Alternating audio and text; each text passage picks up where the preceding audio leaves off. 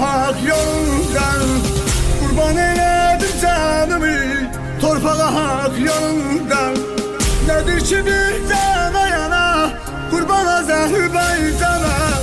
Kanla cevap vermeli bizde akan her kana. Nedir ki bir cana yana kurban Azerbaycan'a. Kanla cevap vermeli bizde akan her kana.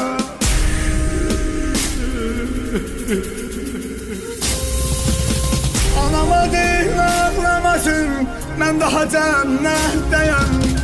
Ölmemişim gülendir, şehitler ölmez ama.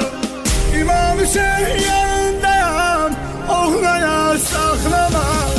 Yağışlar cennetime, kurban olum ağlama.